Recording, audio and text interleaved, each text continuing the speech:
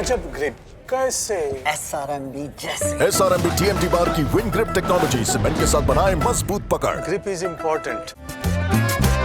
প্রতিপক্ষ পাঞ্জাব এফসি গত বছর আই লিগ থেকে আইএসএলে এসছে, আর সেই আইএসএলে আসার পর নতুন মরশুমে যেভাবে খেলছে প্রত্যেকের কিন্তু কালঘাম ছুটি দিচ্ছে। কিন্তু সেই পাঞ্জাব এফসির বিরুদ্ধে মোহনবাগান দলে নেই রব, কি নেই?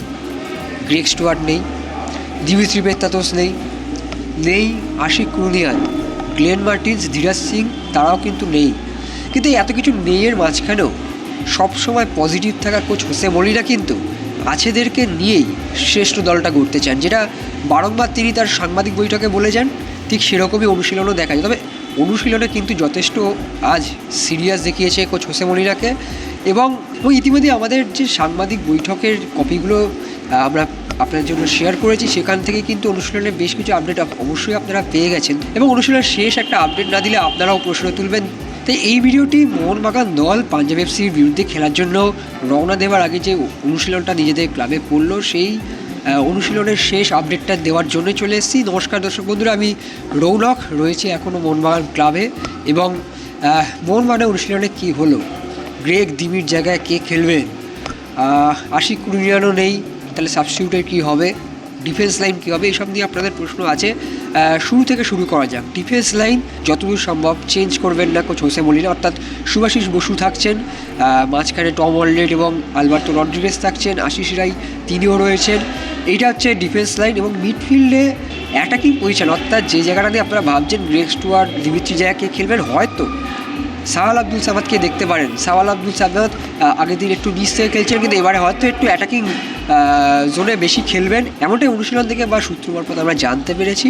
তবে অন্যদিকে লিস্টন কোলাসন, মনবীর সিং, তারা তো উইং দিয়ে যেভাবে তারা অনুশীলন করে থাকেন, অর্থাৎ ডি বক্সের ভিতরে ক্রস বাড়ানো বা নিজেরা শুটিং, সেগুলো তো ছিলই। তার সাথে সাথে আজ অনুশীলনের শুরুতে যেরকম অন্যান্য দিনও হয় শারীরিক কসরত, তারপর ছোটো ছোটো পাসিং অর্থাৎ রন্ড, সেটাও কিন্তু দু দলে ভাগ করে করা হয় এবং তারপর তিনটে দলে ভাগ করে অনুশীলন করা হয়, অর্থাৎ ডিফেন্স, মিডফিল্ড এবং অ্যাটাক। এবং এভাবেই কিন্তু ভাগে ভাগে পাঞ্জাবকে বধ করার কৌশল তৈরি করছেন কোচ হোসে মলিনা। এবং অবশ্যই তার মাথায় চিন্তার ভাস তো রয়েছেই, কারণ তার কি প্লেয়াররা নেই, গ্রেগ স্টুয়ার্ট নেই, দিমিত্রি পেত্রাতোস নেই, তাই চিন্তা থাকবে। কিন্তু সাহাল আব্দুল সামাদের মতো দেশের অন্যতম শ্রেষ্ঠ মিডফিল্ডার থাকলে ম্যাচ যে বের করা যায় সেটা দেখাতে মরিয়া সাহাল নিজেও এবং তার সাথে সাথে যেই ম্যাকলারেন, জেসন কামিংস, তারা দুজনে একসাথে শুরু করবেন কি না এটা এক্ষুনি বলা সম্ভব নয়। তার কারণ কিন্তু অবশ্যই কোচ হোসে মলিনা ঘুরিয়ে ফিরে দেখে নিয়েছেন তার হাতের সব অস্ত্রকে।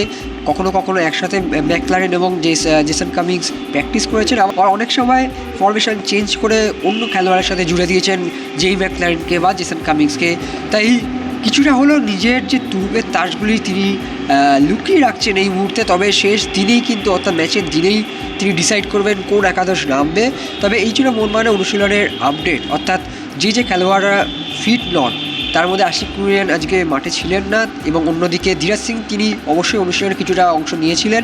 এর পাশাপাশি যদি বলা যায় গ্রেগ স্টুয়ার্ট তিনি কিন্তু আস্তে আস্তে সুস্থ হয়ে উঠছেন, তার অনুশীলন থেকে বোঝা যাচ্ছে। সাইড লাইনে দৌড়ানো, সাইড লাইনে ফিজিক্যাল ট্রেনিং করা, এগুলো কিন্তু অবশ্যই একটা স্বস্তি যোগাবে মোহনবাগান সমর্থকদের। তবে দিমিত্রি পেত্রাতোস প্রথমে এসেছিলেন মাঠে, চেয়ারে বসেছিলেন, তারপর যখন স্বাভাবিকভাবে সব ক্যামেরা তার দিকে চলে যায় তিনি সেখান থেকে চলে আসেন।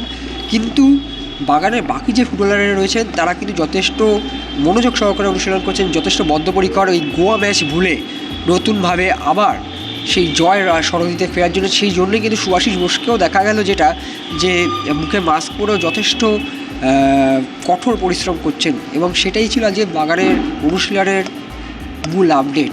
ভিডিওটি ভালো লাগলে লাইক করুন, শেয়ার করুন বন্ধুদের সাথে, এবং আপনাদের কি মনে হয় কোন একাদশ নামবে মোহনবাগানে অবশ্যই কমেন্ট বক্সে জানাতে ভুলবেন না।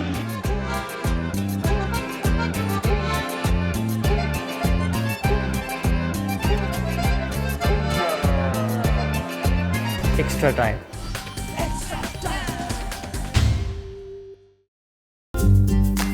লেটেস্ট নিউজ আর এক্সক্লুসিভ ভিডিওর সঙ্গে আপডেট থাকতে এখনই সাবস্ক্রাইব করুন আমাদের ইউটিউব চ্যানেল। বেল আইকনে ক্লিক করতে ভুলবেন না যেন।